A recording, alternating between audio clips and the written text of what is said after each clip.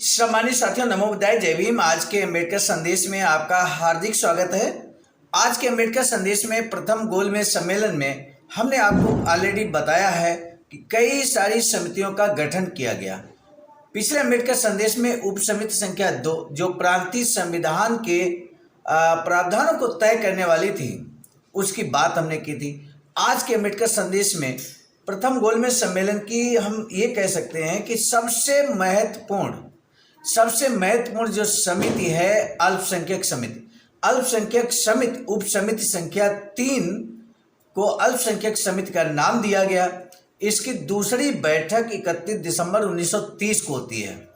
इस 31 दिसंबर 1930 को दूसरी बैठक में बाबा साहब को बोलने का अवसर दिया जाता है। बाबा साहब को दलितों का पक्ष रखने का अवसर दिया जाता है। तब बाबा साहब क्या कुछ कहते हैं मेरे साथियों, ये जानना बहुत जरूरी है। तो आइए शुरू करते हैं आज का अम्बेडकर संदेश Buddha Bodhisattva Ambedkar international centre BBAIC Sarnath Varanasi के सौजन्य से। सम्मानित साथियों, आज का अम्बेडकर संदेश बाबा डॉक्टर अम्बेडकर संपूर्ण वाङ्मय खंड 5 से, जिसका शीर्षक है डॉक्टर अम्बेडकर गोलमेज सम्मेलन में। गोलमेज सम्मेलन में बाबा साहब के संघर्ष को आप अगर जानना चाहते हैं, बाबा साहब ने क्या कुछ कहा है वहाँ पर और कौन कौन से प्रावधान, कौन कौन सी मांग की है अल्पसंख्यक समिति के समक्ष गोलमेज सम्मेलन में, तो मेरे साथियों आज का अम्बेडकर संदेश इस मायने में बहुत खास होने वाला है। अंत तक जरूर बात कीजिए। हम शुरू करते हैं आज का अम्बेडकर संदेश। बाबा साहब कहते हैं, अध्यक्ष महोदय, मुझे विश्वास है कि आप इस बात से सहमत होंगे कि दलित वर्ग की समस्याएं रखने का जो दायित्व मुझे आपने सौंपा है वो काफ़ी कठिन है। मैं समझता हूं कि ये शायद पहला अवसर है जब दलितों की समस्याओं पर राजनीतिक दृष्टिकोण से विचार किया जा रहा है। वैसे देश के राजनीतिक उत्थान पर जब जब बहस छिड़ी है, हर बार दलितों की समस्याओं को रेखांकित किया गया है और सरकारी दस्तावेजों में उन्हें बाकायदा दर्ज किया गया है, लेकिन ये सब कुछ मात्र कागजी कार्रवाई बनकर रह गया है। समस्याएं दर्ज कर ली गई हैं, लेकिन उनका कोई समाधान नहीं खोजा गया है। वे ज्यों की त्यों बनी रही। जो दायित्व हमें सौंपा गया है वह बड़ा कठिन है। इस समिति में ढेर सारे सदस्य हैं, लेकिन 4 करोड़ 30 लाख जनता की समस्याओं को समिति के समक्ष रखने का काम 2 लोगों को सौंपा गया है और समस्याएं ऐसी हैं कि जिनकी देश के अन्य किसी भी समुदाय की समस्याओं से कोई तुलना नहीं हो सकती। इन बातों को दृष्टिगत रखते हुए मैं चाहता था कि दलितों की समस्याओं को रखने के लिए जो समय मुझे दिया गया है वह थोड़ा और बढ़ाया जाता, लेकिन पूर्ण अधिवेशन के अनुभवों को देखते हुए मैंने और मेरे सहयोगी राव बहादुर श्रीनिवासन ने तय किया है कि हम सम्मेलन के समक्ष लिखित ज्ञापन रखेंगे। यहाँ एक बात क्लियर हो गई आपको पुनः, हालांकि आप पहले से ही वाकिफ हैं। गोलमेज सम्मेलन में बाबा साहब स्वयं दलितों का पक्ष रखने के लिए और बाबा साहब के साथ में सहयोगी के रूप में राव बहादुर श्रीनिवासन यहाँ पर सहभागिता करते हैं। बाबा साहब कहते हैं कि जिसमें सुस्पष्ट शब्दों में ये बात दर्ज होगी, यानी कि जो लिखित ज्ञापन बाबा साहब देने वाले हैं अल्पसंख्यक समिति को, उसमें सुस्पष्ट शब्दों में ये बात दर्ज होगी कि दलित अपनी राजनीतिक सुरक्षा के लिए भारत के भावी संविधान में क्या कुछ चाहते हैं।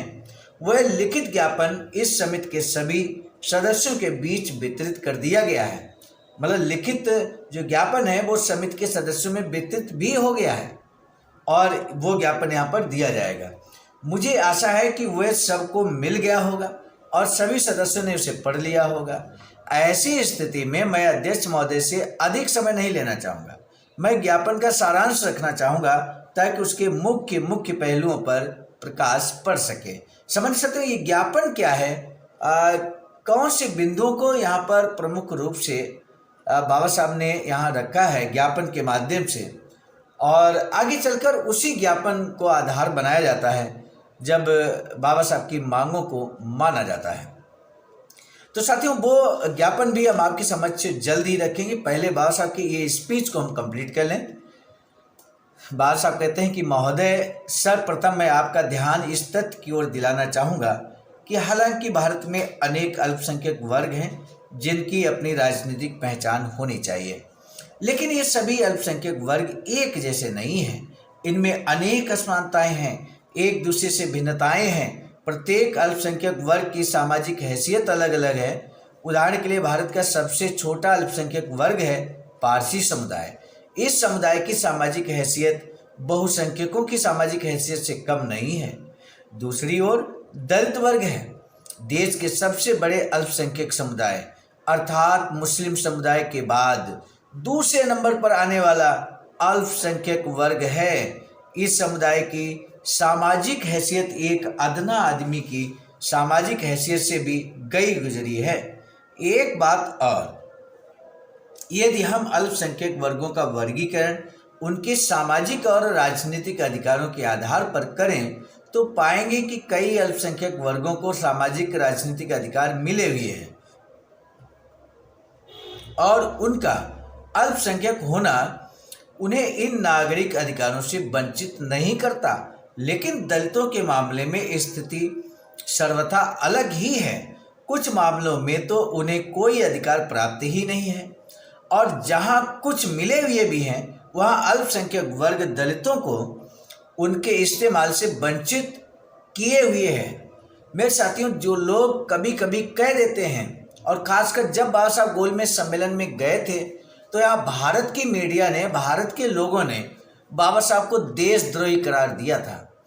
आप बाबा साहब की पूरे स्पीच को सुनिएगा, पूरे ज्ञापन को पढ़िएगा, कहीं पर भी कोई बिंदु आपको ऐसा लगे जो बात बाबा साहब ने भारत के विरोध में कही हो, जिससे उन्हें देशद्रोही करार दिया गया है भारत के मीडिया के द्वारा, यहाँ के कांग्रेसियों के द्वारा, हिंदुओं के द्वारा।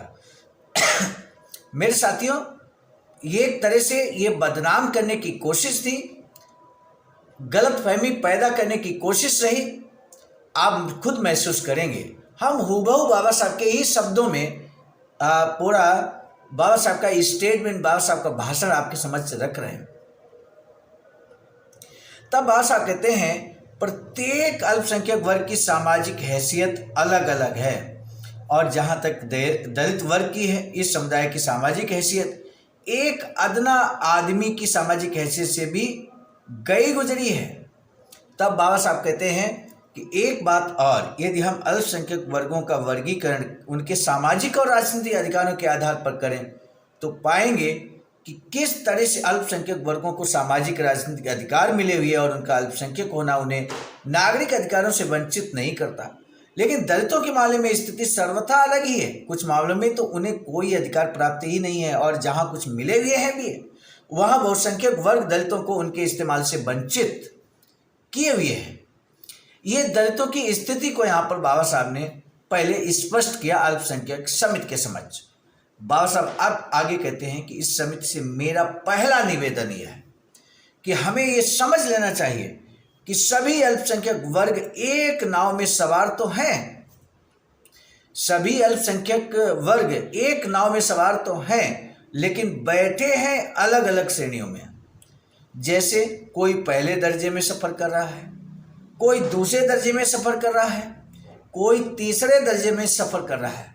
कितनी सरल भाषा में गोलमेज सम्मेलन में अल्पसंख्यक कमेटी के समक्ष बाबा साहब ने बात को रखा। मेरे साथियों, बाबा साहब की बात को यूं ही वजन नहीं लिया गया, यूं ही बाबा साहब की बात को नहीं माना गया। आगे चलकर बाबा साहब ने हर बिंदु को बखूबी समझाने का कार्य किया। तब बाबा साहब आगे कहते हैं, जैसे कोई पहले दर्जे में सफ़र कर रहा तो कोई दूसरे दर्जे में, कोई तीसरे दर्जे में, लेकिन दुख के साथ कहना पड़ता है कि इसी नाव में सवार दलित तीसरे या चौथे दर्जे में तो क्या पांचवें दर्जे में भी नहीं है।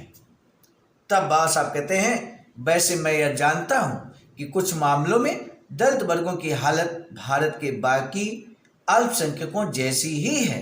दलित वर्ग की तरह अन्य अल्पसंख्यक वर्गों को ये भय है कि भारत का भावी संविधान इस देश की सत्ता को जिन बहुसंख्यकों के हाथों में सौंपेगा वे और कोई नहीं रूढ़िवादी हिंदू ही होंगे। इन्हें आशंका है कि ये रूढ़िवादी हिंदू अपनी रूढ़ियों और पूर्वाग्रह को नहीं छोड़ेंगे, और जब तक भी अपनी रूढ़ियों, कट्टरपन और पूर्वाग्रह को नहीं छोड़ते, अल्पसंख्यकों के लिए न्याय, समानता और विवेक पर आधारित समाज एक सपना ही रहेगा। अल्पसंख्यकों को इस बात का खतरा है कि कानून बनाने में, प्रशासनिक कार्यों में या अन्य नागरिक अधिकारों जैसे नागरिकता के अधिकार के मामले में उनके साथ पक्षपात बरता जा सकता है।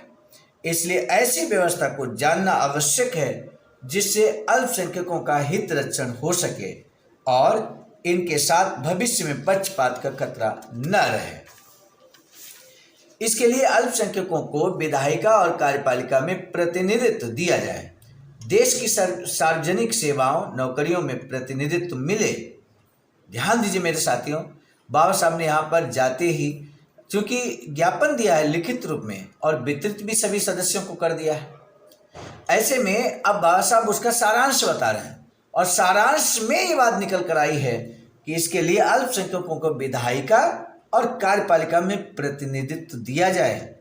और यहाँ पर बाबा साहब देखिए प्रतिनिधित्व की बात कर रहे हैं, आरक्षण की बात कर रहे हैं, और कहाँ? देश की सार्वजनिक सेवाओं अर्थात नौकरियों में प्रतिनिधित्व मिले, जिसे हम लोग आरक्षण कहते हैं। मेरे साथियों, प्रतिनिधित्व की मांग की बाबा साहब ने यहाँ पर सार्वजनिक सेवाओं में, नौकरियों में। आज अगर हम नौकरी पेशा में हैं और आरक्षण की बदौलत है, रिजर्वेशन की बदौलत है, जिस प्रतिनिधित्व की मांग बाबा साहब ने यहाँ पर की थी और वो मांग पूरी भी हुई आगे चलकर, उस मांग की बदौलत आज लाखों लाख संख्या में शिक्षक, कर्मचारी, अधिकारी हमारे समाज से हैं। तो ऐसे में हमारे समाज का ये दायित्व बनता है कि आप अपने समाज का प्रतिनिधित्व कर रहे हैं। मेरे साथियों, जो आरक्षण से आपको नौकरी मिली है, समझना होगा आपको, प्रतिनिधित्व मिला है आपको। समाज का जो प्रतिशत था उस समय 1931 की जनसंख्या के आधार पर, उसके सापेक्ष आपको प्रतिनिधित्व मिला है। वर्तमान में जितना भी समाज है SC ST का, और इसके थ्रू आपको जो आरक्षण मिला है, रिजर्वेशन, प्रतिनिधित्व मिला है, आपकी जिम्मेदारी बनती है कि उनके प्रति आपका क्या दायित्व है, उस समाज को आगे बढ़ाने के लिए आप क्या कर रहे हैं। मेरे साथियों, अंबेडकर संदेश के साथ साथ पिछले 1 अक्टूबर से शाम के समय 7 बजे मानव संदेश भी आपको मिलता है। और कल के मानव संदेश में आप देखिएगा बाबा साहब के उस कथन को, जहां बाबा साहब पे बैक टू सोसाइटी की बात करते हैं। जरूर सुनिएगा मानव संदेश को। तो आइए शुरू करते हैं, आगे बढ़ते हैं। बाबा साहब आगे कहते हैं कि भविष्य में बहुसंख्यक अपने विधायी अधिकारों का दुरुपयोग करते हुए ऐसा कोई कानून न बनाने पाए जो व्यक्ति के बीच भेदभाव करता हो। इसके लिए संविधान में ऐसा प्रावधान होना चाहिए जो भावी केंद्रीय और प्रांतीय विधानमंडलों में बहुसंख्यकों के विधायी अधिकारों पर अंकुश लगाए। उन्हें ऐसा कानून बनाने से रोके जो अल्पसंख्यकों के प्रति पक्षपात के परिचायक हों। पक्षपात का ये खतरा सभी अल्पसंख्यक वर्गों के समक्ष है। अतः मैं दलित वर्ग के प्रतिनिधि की हैसियत से इस मामले में अन्य अल्पसंख्यक वर्गों की मांगों का समर्थन करता हूँ। आज के अम्बेडकर संदेश का महत्वपूर्ण प्रश्न ये है कि गोलमेज सम्मेलन में दलितों का पक्ष रखने के लिए, अस्पृश्यों, अछूतों का पक्ष रखने के लिए बाबा साहब के साथ और कौन प्रतिनिधित्व कर रहे थे। दीजिए जवाब आज के अम्बेडकर संदेश को इसी उम्मीद के साथ कि ऐतिहासिक होने के नाते इसे आप जरूर शेयर करेंगे। आप सभी को सादर नमो बुद्धाय, जय भीम। बताना उचित समझते हैं बाबा साहब की अधूरी इच्छा के अनुरूप एक वैचारिक सेंटर निर्माणाधीन है सारनाथ वाराणसी में, जहां पर 14,000 स्क्वायर फीट जमीन परचेज कर ली गई है ring road, green city, Faridpur, Sarnath में। वैचारिक सेंटर के प्रशासनिक ब्लॉक का निर्माण कार्य कंप्लीट हो चुका है। शानदार बेहतरीन प्रशासनिक ब्लॉक का निर्माण पूर्ण हो चुका है। आगे अब मुख्य भवन को बनाने की बारी हम सबकी है और इस हेतु आप दिए गए अकाउंट नंबर पर अपना अमूल्य योगदान कर सकते हैं। आज का अम्बेडकर संदेश हम लेकर उपस्थित हुए थे मिशन नायक बुद्धमित्र मुसाफिर सर, राष्ट्रीय अध्यक्ष आवाज का, नई दिल्ली की प्रेरणा। प्रस्तुत करता मैं स्वयं सर्वजित आर्य, राष्ट्रीय मीडिया प्रभारी, IIT सेल आवाज का, नई दिल्ली। मिलेंगे नए डॉक्टर अम्बेडकर संदेश में, तब तक दीजिए इजाजत। आप सभी को सादर नमो बुद्धाय जय। सम्मानित साथियों, यदि आप हमारे इस चैनल आवाज का ऑफिशियल, जिस पर नियमित सुबह 5 बजे डॉक्टर अम्बेडकर संदेश आपको मिलता है, आप हमारे इस चैनल को सपोर्ट करना चाहते हैं, तो हमारा आपसे निवेदन है कि आप हमारे इस चैनल को सब्सक्राइब कर लें, वीडियो को शेयर, लाइक, कमेंट जरूर करें।